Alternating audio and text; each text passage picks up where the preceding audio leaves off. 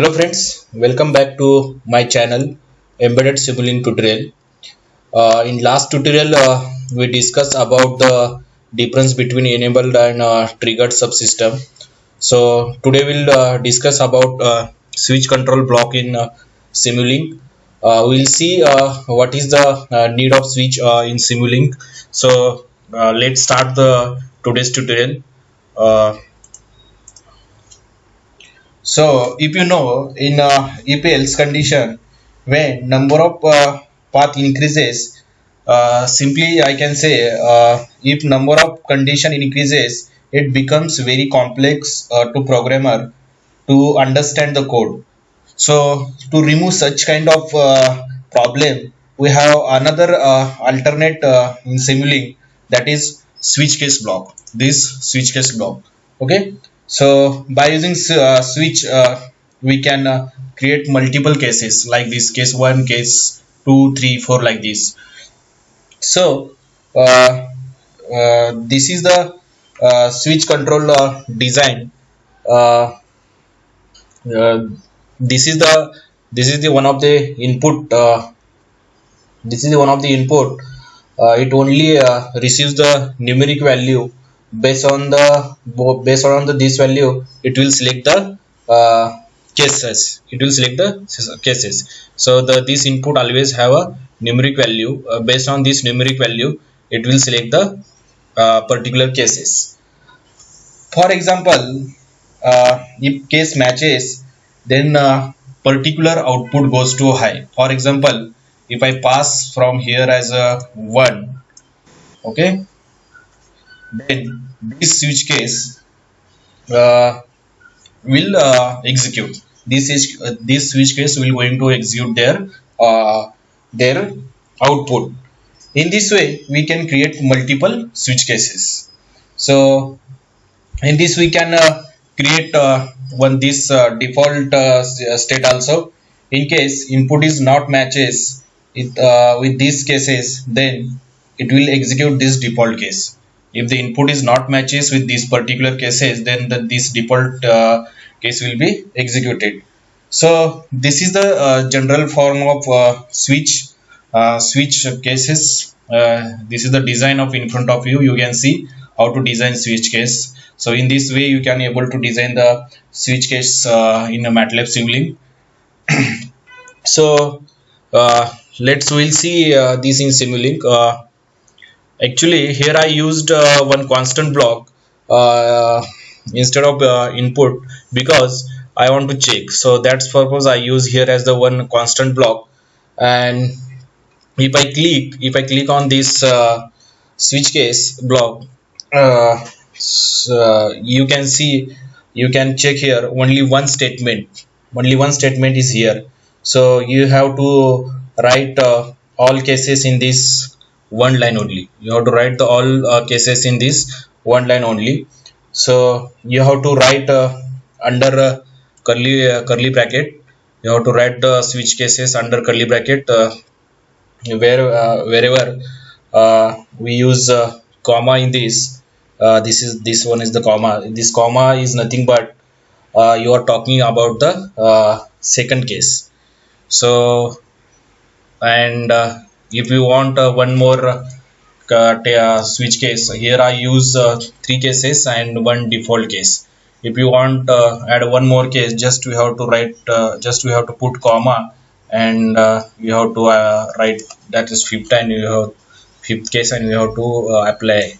So then this fifth number case will be automatically added. But I will remove this because I am using only four cases in this. So apply and okay. So again one more I think I want to tell you. So this is one option, uh, default case. If you check this if you uncheck this option, then default case will be removed. If you check this block, then this default case will be added. If you uncheck and apply, then this default test case is removed. If you again check and apply, then automatically this case will be default test case will be added. So I hope you understood up to this. So we'll run this Simulink model, and we'll check how we'll get the output. So this is the switch case, okay, and these are the switch case action subsystems. These blocks will get here. You have to go this library option. In library under ports and subsystem, you have the these blocks, that is switch case and switch case action. So I was taken from here, this switch case and this switch case actions. Okay, so if you go inside this case 1, here I use as input as a sine wave. Okay, actually switch case action have the input and output. If you see the this here, this switch case action subsystem have the input and output, but I removed the input and I added here sine wave. That's why input is not showing here, only output you are able to see. So in this way you can create the switch case action subsystem. So this second case is 2 and 3. If input is 2, then also this output going to execute, and if input is 3, then also this case going to execute their output. And next I use case 4. If input is 4, then this case going to execute their output. And default, if input is not matches in these cases, is input is other than these cases, case 1, case 2, 3 and case 4, then this default case will be executed. So we will check one by one how it will work. So now my input is 1. So if you know my input is 1, means this case will be going to execute. So I run this model. I am running this model. Now I run. If you open this scope, then you can see here this sine wave is we are getting sine wave in the output. Okay, and if you check another cases, then we'll see the output is 0. For this also output is 0. For this also output is 0. Okay,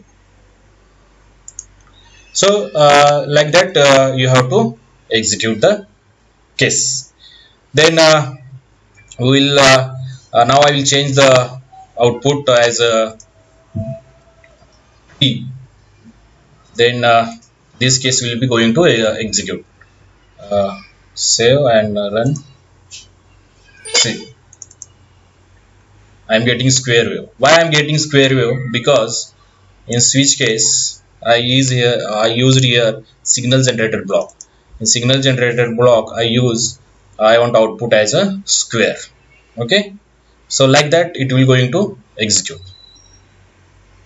And if you check the remaining, this is having output 0.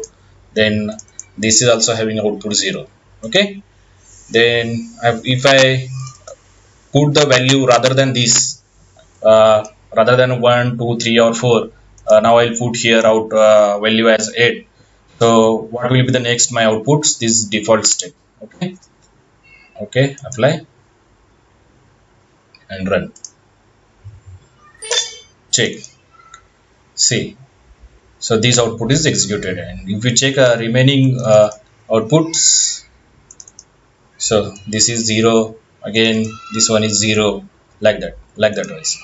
So because input is not matches these test cases, so my default state is executed. So I use here a sine wave, but yeah, I changed here amplitude as a phase shift as a pi by 2. That's why I'm getting reverse output now. Okay, so this is the about switch case how to use in Simulink. I hope you understood this logic and you can able to create very easily.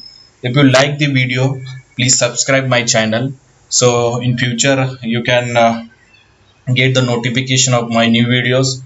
And also thumbs up for this tutorial. So thanks for watching.